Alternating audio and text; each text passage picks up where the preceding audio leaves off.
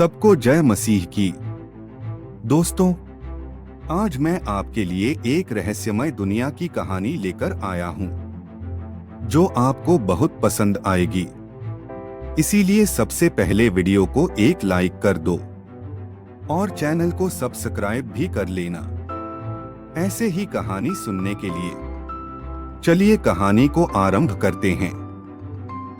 दोस्तों, रात के सन्नाटे में गांव के किनारे स्थित वह पुराना चर्च हमेशा से ही रहस्यमय बना हुआ था।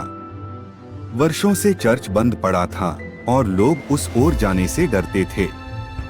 गांव में कई कहानियां प्रचलित थी कि वहां कुछ अदृश्य शक्तियां रहती हैं, जो चर्च के अंदर किसी भी अनजान व्यक्ति को फंसाने के लिए तैयार रहती हैं।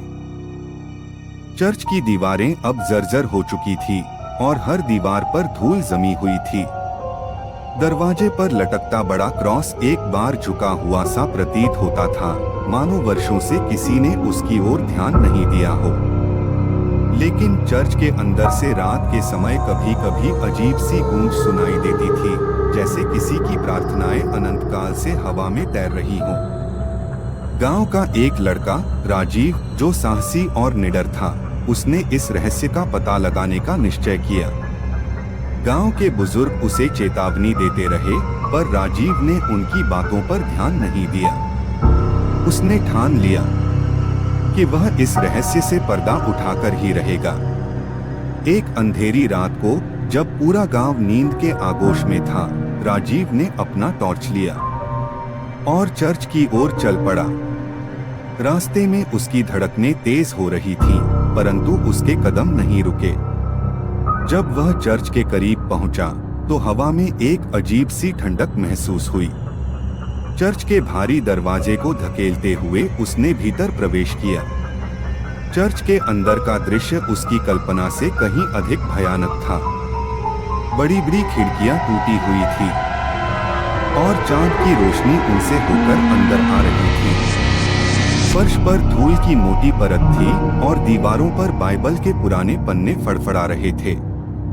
जैसे ही राजीव ने एक कदम आगे बढ़ाया, उसे लगा कि कोई उसकी निगरानी कर रहा है। अचानक चर्च के कोने से एक धीमी धीमी गूंज सुनाई देने लगी। यह गूंज किसी प्राचीन प्रार्थना जैसी लग रही थी, परंतु उसमें एक डरावनी ध्वनि थी, जो राजीव के दिल में खौफ भर रही थी। उसने अपनी टॉर्च उस दिशा में घुमाई, पर वहां कुछ नहीं था। लेकिन गूंज तेज होती जा रही थी। राजीव ने सोचा कि यह उसकी कल्पना का भ्रम हो सकता है, लेकिन तभी उसे चर्च के केंद्रीय भाग में कुछ हलचल दिखाई दी। उसने अपनी टॉर्च उस दिशा में की और देखा कि वहां एक पुरानी लेकिन रहस्यमय रूप से जीवित लगने वाली पुस्तक पड़ी थी। वह धीरे धीरे उस पुस्तक की ओर बढ़ा।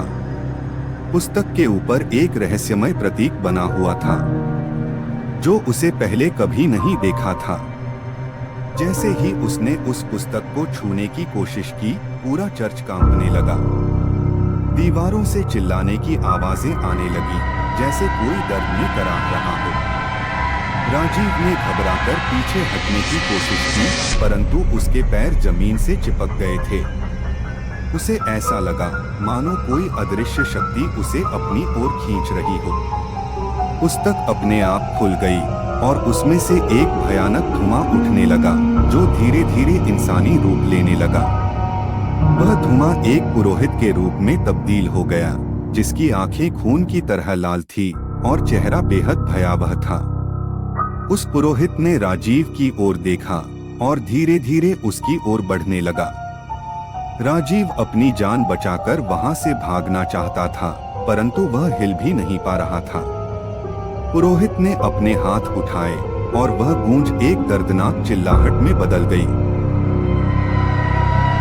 तुमने मेरी शांति को भंग किया है, पुरोहित की भयानक आवाज गूंजी।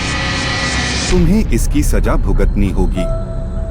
राजीव ने अपनी पूरी ताकत लगाकर अपने पैरों को मुक्त करने की कोशिश की और अंत में किसी तरह वह चर्च से बाहर निकलने में सफल हुआ।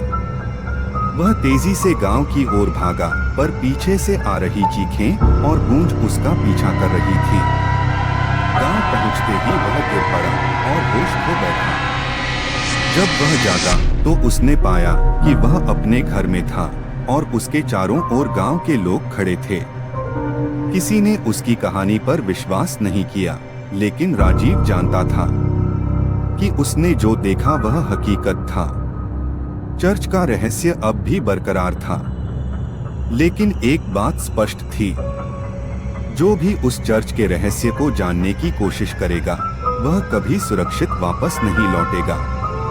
और उस रात के बाद चर्च की गूंज और भी तीव्र हो गई थी, जैसे वह किसी और अनचाहे मेहमान का इंतजार कर रही हो। दोस्तों, कहानी पसंद आई हो तो वीडियो को एक लाइक कर देना।